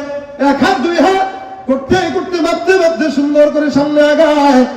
এদিক দিয়ে আমার আল্লাহ ডাক দেয়া বলে জমিন, আমি আল্লাহ পাক রব্বুল আলামিন বললাম আমার বান্দাটা মাফ চাওয়ার জন্য তওবার রাস্তায় রওনা হয়ে গেছে। আমি আল্লাহ ডাক দিয়া বললাম জমিন, তুমি তো আমি আল্লাহর কথা শুনো, যেই বান্দাটার রাস্তা ফেরেশতারা মাপা শুরু করে দিল, ওই বান্দার ঘর থেকে রাস্তাটা তওবার রাস্তাটা বান্দার জান্নাত পর্যন্ত দীর্ঘ লম্বা করে দাও। বন্দেগানে খাসে আল্লাহ মুলকুয়ুব দরজা জানে জওয়াসিসুল কুলুব জমি সরশবু এ পিরাহন শনিদি চরাদর চাহে কিন আলশ নদীরি। ফেরেশতারা রাস্তা মাপা শুরু করে দেয়। আল্লাহ পাক রব্বুল আলামিনের ফেরেশতা রাস্তা মাপতে মাপতে মাপতে মাপতে মাপতে মাপতে তাকায় দেখে আল্লাহর বান্দার জান্নাত পর্যন্ত ওই রাস্তাটা দীর্ঘ লম্বা হয়ে গেছে। ফেরেশতারা তাকায়, তাহলে সমাধান কি? বল দেখো না রাস্তা বেশি, যেদিকে বেশি বান্দার জান্নাত ঠিকানা হয়ে যাবে সেদিকেই। আমার আল্লাহ কয় যাও যাও বান্দাকে বিনা হিসাবে সব কিছু বাদ দিয়া জান্নাতে ঢুকায় দাও। আচ্ছা, বনি ইসরাইলের লোকরা ভালো ছিল না, এদের ব্যাপারে বদনাম আছে। এই বদনামওয়ালা লোকদেরকে আল্লাহ পাক যদি 100টা খুন করার পরে মাফ করতে পারে। আপনি আমি আখির নবীর উম্মত, রাসূল বলেন জান্নাতে গেলে এরা আগে যাবে। কারা যাবে? কথা কথা বলো। মোহাম্মদ বলতে আমরা বলেন আমরা কারা যাবে? আমরা যাবো না, কে যাবে? রাত 11টা 12টা পর্যন্ত ঠান্ডার ভিতরে বসে বসে ওয়াজ শুনি, কি বলেন ঠিক না? শীতের ভিতরে বসে বসে আপনাদের দুই চারটা কথা শোনা যায়। আল্লাহ আমাদেরকে এই ফিতনার ভিতরে যে আল্লাহ পাক দয়া করছেন, আমাদেরকে দয়া যেহেতু করছেন জান্নাতে দিবেন ইনশাআল্লাহ। এই দয়াটা কি আল্লাহ করছেন না আমরা নিজের ইচ্ছা আসছি? কে আনছেন? আল্লাহ। না আপনি কোন যে আমার জোর আছে তাই আমি হাইটে আসছি না। কথায় তো আরেকটা ঘটনা মনে পড়লো। এই আতা ইবনে আবি রাবাহ রাহমাতুল্লাহ বহুত বড় একজন বুজুর্গ ছিলেন এবং তাবেঈ ছিলেন, বিখ্যাত তাবেঈ। আতা ইবনে আবি রাবাহ রাহমাতুল্লাহ একটা দাসী আছেন। শুনেন আল্লাহ যে আমাদেরকে মহব্বত করে এই কথাটা বলতে চাই, কথা বলতেছি আর কি। ওনার দাসী একদিন যায় নামাজে রাত্রিবেলা তাহাজ্জুদের সময় হাত তুলে কয়, আল্লাহ তুমি যে আমারে মহব্বত করো ওই উসিলায় আমার ওই জিনিসটা দিও। তুমি যে আমারে ভালোবাসো এই উসিলায় আমার ওই জিনিসটা দিও। আতা ইবনে আবি রাবাহ রাহমাতুল্লাহ উঠে কয়, কি রে কয় কি এটা? এই তোমারে যে আল্লাহ মহব্বত করে বলছে কি? তুমি বরং এটা বলো যে আল্লাহ আমি যে আপনাকে মহব্বত করি এই উসিলা আমার ওইটা দিয়ে। কারণ তোমারে আল্লাহ মহব্বত করছে কিনা না করছে তুমি কেমন বুঝলা? দেখেন দাসীও যেমন তাবেও তেমন।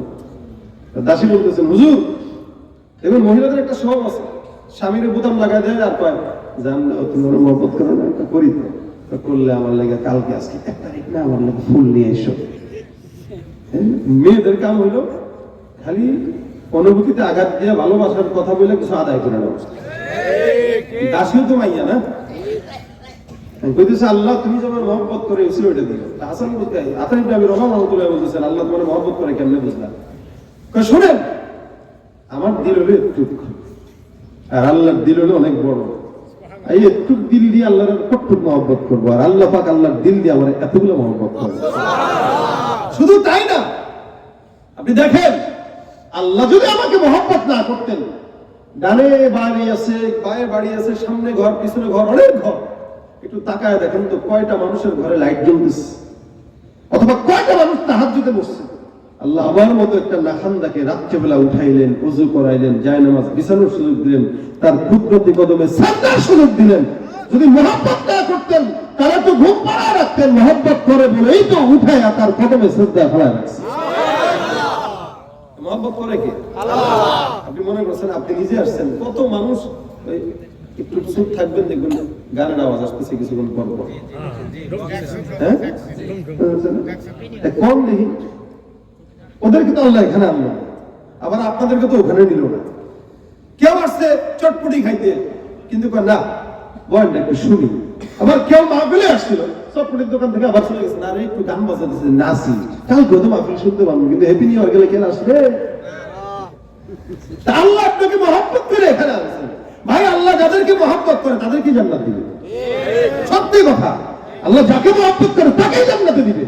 আল্লাহ মহব্বত করে বিদায় ফিতনার যুগে আমাদেরকে এখনো এই জায়গায় জমে বলে বসায় রাখছেন। আমরা হতাশ হব না। আল্লাহ পাকের কথা, ফাকুল তুস্তাগফিরু রাব্বাকুম ইন্নাহু কানা গাফফারা। গুনাহ আছে, টেনশন নিয়েন না, কোনো টেনশন নেই। হাজার কোটি গুনাহ থাকলেও উম্মতে মুহাম্মাদী হিসেবে আমাদেরকে আল্লাহ পাক যে কোনো না যে কোনো ইস্যু দিয়ে মাফ করে দিবেন ইনশাআল্লাহ। বিশ্বাস রাখেন, আল্লাহ পাক বিশ্বাস আনা ইনদা যান্নি আবদি, আপনার ধারণা অনুযায়ী আল্লাহ পাক কাজ করবেন ইনশাআল্লাহ। হাসান বসরি রাহমাতুল্লাহ নাম শুনছেন? নাম শুনছেন আপনারা? অনেকে শুনেন, আমাদের যুবকেরা এগুলোর নাম জানে না। যুবকরা জানে হলো খেলোয়াড়ের নাম। আর্জেন্টিনা কে ভালো খেলে, ব্রাজিলে কে ভালো খেলে, অমুক এলাকায় কে ভালো খেলে, এগুলো খুব ভালো জানে, নায়ক নায়িকাদের নাম খুব ভালো জানে। ইউটিউবে একটা ভিডিও দেখছিলাম বহু আগে, একজন প্রশ্ন করতেছে, ভাই 4 জন নবীর নাম বলেন তো একটা যুবককে, ইসলামিক প্রশ্ন। এই কয় আবু বকর, ওমর, ওসমান, আলী। কি নবী না সাহাবী? এই কয় নবী। আমাদের জ্ঞানের করে দিলে মূর্খতার ঝুলি বাড়তেছে। হাসান বসরি বহুত বড় বস্ত্রের একজন বুজুর্গ মানুষ, বহুত বড় আলেম। ওনার এই কথাগুলো আমি শেষের দিকে যাচ্ছি, আপনারা খালি কথাটা বুঝেন আর আমলের নিয়তে শুনেন। দেখেন, হাসান বসরি বসা খানকায় একজন লোক আসলো, এসে ডাক দিয়া কয়, হুজুর এমন কোন অন্যায় নাই যে অন্যায় আমি করি নাই। জেনা বলেন, চুরি বলেন, ডাকাতি বলেন, অত্যাচার বলেন, এই দুনিয়াতে যত গুনাহ থাকতে পারে প্রত্যেকটা গুনাহ আমার আছে। আমি জানি না আল্লাহর কাছে কেমনে মাফ পাবো, তবে আমাকে ছোট্ট একটা আমল শিখিয়ে দেন যে আমলের কারণে আল্লাহ পাক মাফ করে দিবেন। টাকা কম মানে ভালো না, দামে কম মানে ভালো। এখন জিনিসটা ছোট কিন্তু এটার মর্যাদা অনেক। এরকম কোন একটা আমল যদি থাকে আমারে বলেন, কারণ আমি তো এমনিও গুনাহগার, গুনাহই করতে মন চায়, নেকি তো করতে পারি না। আপনি ছোট্ট একটা আমল যদি দেন, ওটা বুঝলে যদি আল্লাহ মাফ করে। হাসান বসরি রাহমাতুল্লাহ আলাইহি যাও যাও বেশি বেশি আস্তাগফিরুল্লাহ পড়ো। কি আস্তাগফিরুল্লাহ? লোকটা চলে গেল, আরেকজন লোক আসলো, ডাক দিয়া কয়, হুজুর আমার এলাকার মধ্যে আসমান থেকে বৃষ্টি হয় না, আসমান থেকে বৃষ্টি না আসার কারণে ফসল হয় না, কিছুই হয় না, মানুষগুলো অভাবের মধ্যে আছে।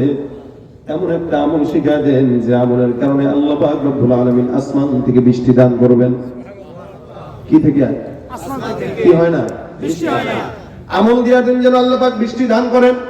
হাসান বসরি রাহমাতুল্লাহ আলাইহি যাও বেশি বেশি কি পড়ো? আস্তাগফিরুল্লাহ। আস্তাগফিরুল্লাহ। প্রথম জন আসলো কি নিয়া? গুনাহ। ভাই বলেন না, এটা মনে রাখেন, আমি আপনাদেরকে শুনাইতেছি আবার নিতেছি, সবক নিতেছি, খালি মনে রাখেন, তাহলে আপনাদের জন্য সহজ হবে। 1 নম্বরে প্রথম জন কি নিয়ে আসলো? গুনাহ মাফের জন্য আসলো। তাকে কি বললো? পরের জন কি নিয়ে আসলো? তারেও কি দিল? 3 নম্বর একজন এসে কয়, হুজুর ব্যবসার মধ্যে বরকত নাই, দোকানে কেউ কেনে না, আসে না, সম্পদ নাই, অভাবের মধ্যে আছি। অভাবের কারণে এমন একটা আমল দেন যে আমলের কারণে আল্লাহ পাক অভাব দূর করে দিবে। হাসান বসরি বলেন, যাও যাও বেশি বেশি পড়ো আস্তাগফিরুল্লাহ। তার মানে 3 জনের একই আমল। 4 নম্বরে একজন এসে ডাক দেয়া, হুজুর আমার বিয়ে করলাম অনেক বছর হয়ে গেল, সন্তান নাই, এমন কোন আমল যদি থাকে যে আমলের কারণে আল্লাহ পাক সন্তান দান করবে, আমলটা একটু বলে দিয়েন। হাসান বসরি কয়, যাও কি পড়ো?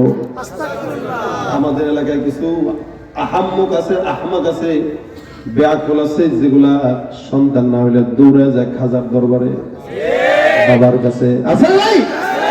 মনে রাখবেন, সন্তান দেওয়ার মালিক খাজা বাবা মায়েকে। পীরগিরি আর মাজার পূজা চলছে দেশটা জুড়িয়া, সেরেকি আর ভণ্ডামিতে দেশটা গেছে ভরিয়া।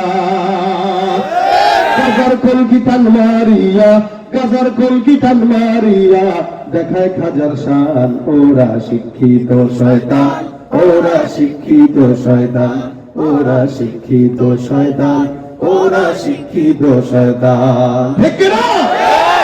সন্তান সাবেন কার কাছে? আল্লাহর কাছে। আপনি যদি বোর্ডারে সন্তান হওয়ার আশায় খাজার দরবারে রেখে আসেন, এতে কাফে। আর যদি 1 সপ্তাহ পরে সন্তান হয়, বুঝবেন এটা আপনার না, আপনার বাপের সন্তান। সন্তান হবে না, কি করবেন? বলেন না, জোরে বলেন না। কষ্ট হইতেছে আপনাদের? 5 নম্বরে একজন আসছে, এসে ডাক দেয়, হুজুর আমাদের ফসলে বরকত হয় না, আলু নাই, পেঁয়াজ নাই, এই নাই সেই নাই। ওই যে দিল্লি আমাদেরকে থ্রেট দেয় না, পেঁয়াজ দিবে না, আলু দিবে না, ঘোড়ার ডিম লাগবে না তোকে পেঁয়াজ, তোদের আলু দরকার নেই, তোর আলুর মধ্যে গাঁজা দেওয়া বন্ধ কর। আমরা তো ইলিশ, এগুলো দেয় গাঁজা। আমার কামকে বন্ধু, ঘোড়ার ডিমের বন্ধু এরা আমাদের। ভাই যদি পেঁয়াজ না থাকে, রসুন না থাকে, বেশি বেশি আস্তাগফিরুল্লাহ পড়ে। হাসান বসরি বলে, তোমার ফসলে বরকত নাই, তুমি পড়ো আস্তাগফিরুল্লাহ। 6 নম্বরে একজন এসে কয়, হুজুর পদ্মা নদী শুকায় গেছে, ব্রিজ হওয়ার পরে নাই, তো আপনারা তো ব্রিজ পার হন, আমরা তো পার হই, সব বালি আর বালি। নদী নালায় পানি নাই, খালে বিলে পানি নাই, পুকুরে পানি নাই, কি করবো বলে? হাসান বসরি বলে, যাও বেশি বেশি পড়ো আস্তাগফিরুল্লাহ। 6 জন মানুষ আসলে কি আমল। আবার একজন ডাক দেয়, হুজুর বিপদে পড়ছি, টেনশনে আছি। হাসান বসরি কয়, যাও যাও ইস্তেগফার পড়ো। আরে ব্যাপারটা বুঝলাম না। পাশ থেকে মুরিদ ডাক দেয়, হুজুর যত মানুষ আসলো সব মানুষটা একটাই বললেন আস্তাগফিরুল্লাহ, তার মানে আমল কি আর পান না? দেখবেন গ্রাম দেশের কিছু হাতুড়ে ডাক্তার আছে, এরা পেট ব্যথা হইলেও না পায় এক্সট্রা, জ্বর হইলেও না পায় এক্সট্রা, ঠান্ডা হইলেও না পায় এক্সট্রা, মানে যে কোনো রোগে এ না পায় এক্সট্রা, এটা তার পুঁজি। হাসান বসরির পুঁজি তো এটা না। তো উনি বলতেছেন, শোনো, আমি যে আমলটা দিছি এটা আমার বাপেও দেয় নাই, পীরেও দেয় নাই, এটা সব আল্লাহ পাক নিজে কোরআনের মাধ্যমে বান্দাকে দিয়েছে। আমলটা দিয়েছেন কে? আল্লাহ। আপনারা মনে করেন না যে আমি আপনাদেরকে কোনো আমল দিয়েছি, আমি আল্লাহ পাকের কওলটা আপনাদেরকে বলতেছি, মানে আমলটা দিয়েছেন কে? আল্লাহ। ওইটা আমি আপনাদেরকে শুনাই দিয়েছি, যাতে করে আপনারা এটা মানতে পারেন, যাতে করে আমার ভিতরে এটা ঢুকে যায়। আল্লাহ পাক রব্বুল আলামিন বলেন, শুনেন 1 নাম্বার, ওই যে ফাকুল তুস্তাগফিরু রাব্বাকুম ইন্নাহু কানা গফফারা। আমার আল্লাহ ডাক দেয়া বলে, বান্দা ইস্তিগফার করো, নিশ্চয়ই আল্লাহ ইস্তিগফারের মাধ্যমে বান্দাকে ক্ষমা করে দিবেন, ক্ষমাশীল। সুবহানাল্লাহ। তার মানে যে বান্দারা মাফ পাওয়ার জন্য আসলো, তার জন্য আস্তাগফিরুল্লাহ। 2 নম্বরে ইউরসিলিস সামাআ আলাইকুম মিদরারা। বৃষ্টি যদি না হয়, আসমান থেকে বৃষ্টির ব্যবস্থা করে দিবেন কেউ যদি ইস্তিগফার করে। সুবহানাল্লাহ। আমার আল্লাহ ডাক দিয়া বলেন, আইয়ুমদিদুকুম বিআমওয়ালিন ওয়া বানিন।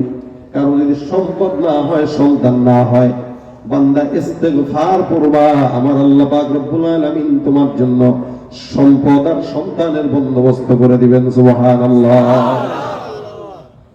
ওয়া ইয়াজআল লাকুম জান্নাতিন ওয়া ইয়াজআল লাকুম আনহারা। ফসলে যদি বরকত না হয়, নদীতেও যদি পানি না থাকে, ইস্তিগফার করো, ফসলে বরকত দিবেন কে? আল্লাহ। নদী নালায় পানি দিবেন কে? আল্লাহ।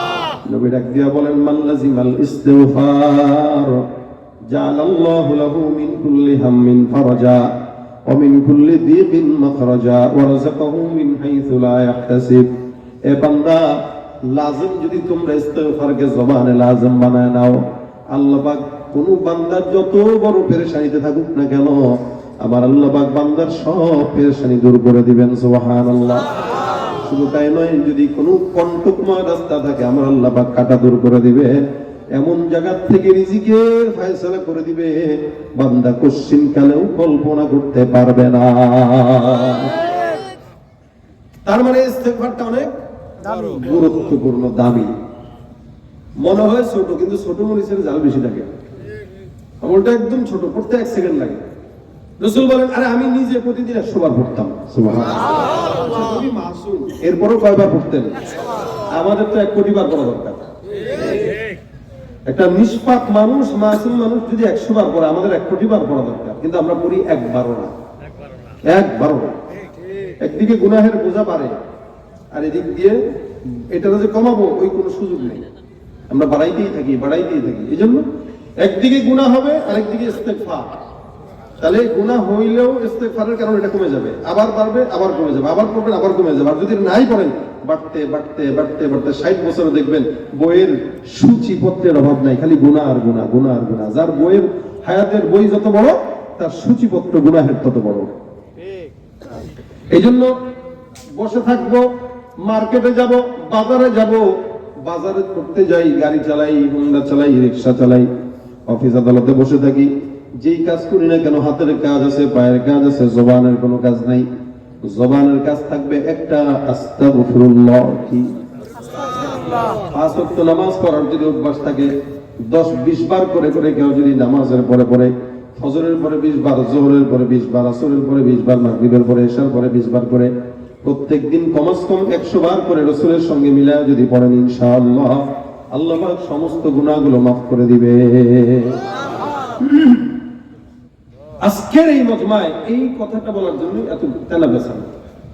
আগের কথা, পরের কথা, এগুলো কোনো কথা না, কথা হলো এটাই। বাকি কথাগুলো বলা হলো শোনার জন্য বলা, কিছু মনে থাকলেও ভালো, না মনে থাকলেও সমস্যা নেই। লেকিন এখন যেটা বলছি ইস্তেগফার, এটা বাসা পর্যন্ত নিবেন ইনশাআল্লাহ। আপনার বিপদ আসছে, ইস্তেগফার করেন। দোকানে বেচা কিনা হয় না, ইস্তেগফার করেন। ভাই, লাইনে টাকা কামাইলেও টাকা বরকত। আমাদের দেশের দুর্নীতিবাজ গুলো যারা জনগণের টাকা চুরি করে খায়, দেখবেন এদের টাকা বরকত হয় না। ক্ষমতাবাজরা, এরা যতদিন ক্ষমতায় থাকে ততদিনই তাদের টাকা টিকে থাকে। ক্ষমতা থাকে না তো বাড়ি ঘর পুড়ে দেয় মানুষ। কেন? যে বেলাইনে টাকা কামাইছে। আর যদি লাইনে কামাইতেন, ইস্তেগফার করে কামাইতেন, আপনার টাকা 14 পুরুষ খেয়ে যেতে পারত। লাইনে টাকা কামান, বেলাইনে না। মনে হবে যে টাকা তো হচ্ছে না, তারপরে পরে আস্তাগফিরুল্লাহ, পড়তে থাকবেন। আল্লাহ যেহেতু ওয়াদা দিয়েছে, আপনার নিয়ত ঠিক থাকলে আল্লাহ পাক তার ওয়াদা অনুযায়ী কাজ করবে। এজন্য বসে থাকেন, শুয়ে থাকেন, দাঁড়ায় থাকেন, হাঁটেন, যা করেন, যখন সময় হয় আস্তাগফিরুল্লাহ। কেউ আপনার সামনে গীবত করতেছে কারো, আস্তাগফিরুল্লাহ। এখন হয়তো আপনার পাশের বন্ধু বলতে পারে, এর বাপ রে বাপ, বুজুর্গ হয়ে গেছে, ইস্তেগফার করে। আছে না এরকম? কেন তুই আমার এরকম করতেছিস? কেন? আমি ইস্তেগফার করলে সমস্যা কি? কালকে আকাম করছিস আমার সামনে, ম্যাডাম আমি দেই নাই, আবার ইস্তেগফার মারাইতে আসছো। আপনি কইবেন, ম্যাডাম শোন, অকাম করছি বলে ইস্তেগফার করতেছি। কি বুঝেন নাই? গুনাহ করছি বলেই কি করি? ইস্তেগফার। আমি তো গুনাহ কইরা ইস্তেগফার করি, তুই তো গুনাহ করছ, ইস্তেগফারও করছ না, তুই তো বড় শয়তান। এজন্য যে যা বলো, আপনি এই চিন্তা করবেন যে আমি ইস্তেগফার করব। প্রত্যেকদিন অন্তত ঘুমানোর আগে আস্তাগফিরুল্লাহ 20 বার করে ঘুমান। ওই রাতে যদি মরণ হয়, ইনশাআল্লাহ তওবার মরণ হয়ে যাবে, তওবার মরণ হবে। আজকে একজন আমার এক বোন বলতেছে যে ওনার একটা ভাগিনা ইন্তেকাল করছে, মানে ওনার নন্নাসের ছেলে। মা সন্তানের জন্য সকালবেলার নাস্তা রেডি করে সন্তানের ঘরে নিয়ে গেছে। যায় দেখে সন্তান আর নড়ে না, পরে দেখে সন্তান মৃত। ফজরের নামাজ পড়ে ঘুমাইছে, ঘুমের ভিতরে স্ট্রোক করে মারা গেছে। 29 বছরের ছেলে। মার বাচ্চার জন্য, সন্তানের জন্য খাবার নিয়ে গেছে, কিন্তু ওই খাবার আর সন্তান তো খাইতে পারলো না। ঘুমের ভিতরে মানুষের মরণ হয়। এখন যদি আপনি ঘুমের আগে কানে হেডফোন দিয়া নোংরা জিনিস না শুনে আস্তাগফিরুল্লাহ বলে বলে ঘুমান, আর ওই ঘুমে যদি আপনার মরণ হয়, ভাই আপনার জিন্দেগি সোজা জান্নাত। সুবহানাল্লাহ। এত কষ্ট না জান্নাতে যাওয়া, খালি নিয়তটা সহি থাকলেই হয়। কারা কারা পড়তে পারবো আজকে থেকে নিয়ত করো ইনশাআল্লাহ। আল্লাহ তৌফিক দান করো, আল্লাহ সহজ করো, আল্লাহ কবুল করো, বলেন আমিন। শুধু একা পড়বেন না, মা বোনদেরকেও পড়াবেন, নিজের বিবিকে বলবেন, বাচ্চাকে দুধ পান করাইতেছো তো ইস্তেগফার করো, রান্না করতেছো ইস্তেগফার করো, যা করবা ইস্তেগফার করো, প্রত্যেকটা কাজের ফাঁকে ফাঁকে কি ইস্তেগফার। আল্লাহ আমাদের সকলকে এটার উপরে আমল করার তৌফিক দান করুন। মরতে তো হবেই নাকি, সবারই মরতে হবে না? মরার আগে অন্তত মুসলমান হয়ে তো মরা দরকার, কি না? ও তুই এই দুনিয়ার মায়া পুরে করছো কত বাহানা, এই যে নয় তোরা আসল বাড়ি, কবর যে তোরা আসল ঠিকানা। পূর্বপুরুষ যারাই ছিল একে একে সব হারালো, তুমি আমি কেউ রব না, তুমি আমি কেউ রব না, দিতে হবে রাওয়ানা। এই যে নয় তোরা আসল বাড়ি, কবরে যে তোরা আসল ঠিকানা। এই যে নয় তোরা আসল বাড়ি, কবরে যে তোর আসল ঠিকানা। আল্লাহ সকলকে কবরের সামান নিয়ে যাওয়ার তৌফিক দান করুন। আমিন। বাসা পর্যন্ত কি নিলাম? শুধু বাসা নয়, কবর পর্যন্ত, কবর পর্যন্ত ইনশাআল্লাহ। আল্লাহ আমাদের সকলকে আমল করার তৌফিক দান করুন। আমিন। আস্তাগফিরুল্লাহ রাব্বি মিন কুল্লি যামবি ওয়া আতুবু ইলাইহি, লা হাওলা ওয়া লা কুওয়াতা ইল্লা বিল্লাহিল আলিয়্যিল আযীম। আস্তাগফিরুল্লাহ রাব্বি মিন কুল্লি যামবি ওয়া আতুবু ইলাইহি, لا حول ولا قوة إلا بالله العلي العظيم. اللهم صل على محمد النبي الأمي وعلى آله وسلم تسليما. এই যুবকরা যারা আয়োজন করেছে সকলের জন্য দোয়া করবেন। আল্লাহ পাক যেন এই যুবকদেরকে নামাজি বানায় দেয়, দিনদার বানায় দেয়। পাশাপাশি আজকের এই প্রোগ্রামে যারা টাকা দিয়ে, শ্রম দিয়ে, মেধা দিয়ে, মাশওয়ারা দিয়ে সহযোগিতা করেছেন, আল্লাহ পাক প্রত্যেকের সহযোগিতাকে যেন নাজাতের উসিলা বানায় দেয়, সকলে বলেন আমিন। আর কবরবাসী যারা আছে, বিশেষ করে এই কবরবাসীদের জন্য আপনারা দোয়া করবেন, আল্লাহ পাক এদেরকেও যেন জান্নাতের উচ্চ মাকাম দান করে। আল্লাহুম্মা আনতাস সালাম রব্বানা তাকাব্বাল মিন্না ইন্নাকা আনতাস সামিউল আলিম ওয়া তুব আলাইনা ইন্নাকা আনতাত তাওয়াবুর রহিম। রব্বানা যালামনা আনফুসানা ওয়া ইন লাম তাগফির লানা ওয়া তারহামনা লানাকুনান্না মিনাল খাসিরিন। রব্বুল আলামিন মাওলা মেহেরবানি করে আজকের মজমাকে কবুল মঞ্জুর করে নাও। যা আলোচনা হয়েছে আমল করার তৌফিক দাও, জানে মাল ইমানে আমল হায়াতে বরকত দান করে দাও। আল্লাহ ইস্তিগফারের আমল আমাদের জবানে উঠায় দাও। আল্লাহ যে সমস্ত যুবকরা আয়োজন করেছে প্রত্যেকটা যুবককে আল্লাহ তুমি বরকত দান করে দাও, প্রত্যেকটা যুবককে পাঁচ ওয়াক্ত নামাজি বানায় দাও। আর রব্বুল আলামিন মেহেরবানি করে আমাদের সকলকে আল্লাহ দিনদার নেককার পরেজগার হিসেবে কবুল করে নাও। আল্লাহ 31 নাইটের ফিতনা থেকে আল্লাহ আমাদের যুবকদেরকে হেফাজত করো, গুনাহ থেকে হেফাজত করো। আল্লাহ যে কথাগুলো বললাম শুনলাম এগুলো আমল করার তৌফিক দান করো, ভুল ত্রুটি থাকলে ক্ষমা করে দাও, সওয়াবগুলো মদিনার রওজা মুবারকে পৌঁছায় দাও। আয় আল্লাহ অসুস্থদেরকে সুস্থতার হায়াত দাও, অভাবগ্রস্তদের অভাব দূর করে দাও, ঋণগ্রস্তদের ঋণগুলো পরিশোধ করার তৌফিক দান করো। আয় আল্লাহ 2025 সালটাকে তুমি আল্লাহ আমাদের জন্য বরকতের বছর বানায় দিও। আয় আল্লাহ বাংলাদেশকে সোনার দেশ হিসেবে কবুল মঞ্জুর করে নিও। আয় আল্লাহ সকল প্রকার মারামারি হানাহানি জিঘাংসা আল্লাহ এই দেশ থেকে দূর করে দাও। আয় আল্লাহ ইসলামী রাষ্ট্র তুমি আমাদের জন্য কবুল করে নাও। রব্বুল আলামিন মেহেরবানি করে আল্লাহ যারা অন্ধকার কবরে শুয়ে আছে প্রত্যেকের কবরগুলোকে জান্নাতের বাগান বানায় দাও। যারা বেঁচে আছে সুস্থতার হায়াত দান করে দাও। মা বোনদের সকল প্রকার গোপন রোগ থেকে হেফাজত করো, পর্দার বিধান মেনে চলার তৌফিক দান করে দাও। আল্লাহ জিন্দেগিতে একবার হলেও তোমার হাবিবের রওজা জিয়ারত করার তৌফিক দান করে দাও। যারা একবার গিয়েছে বারবার যাওয়ার তৌফিক দান করে দাও। আল্লাহুম্মা সাল্লি আলা রূহি মুহাম্মাদিন ফিল আরওয়াহ ওয়া সাল্লি আলা জাসাদি মুহাম্মাদিন ফিল আজসাদ ওয়া সাল্লি আলা কবরি মুহাম্মাদিন ফিল কুবুর। রব্বিরহামহুমা কামা রাব্বায়ানি সগীরা। সুবহান রাব্বিকা রাব্বিল ইজ্জাতি আম্মা ইয়াসিফুন ওয়া সালামুন আলাল মুরসালিন ওয়ালহামদুলিল্লাহি রাব্বিল আলামিন।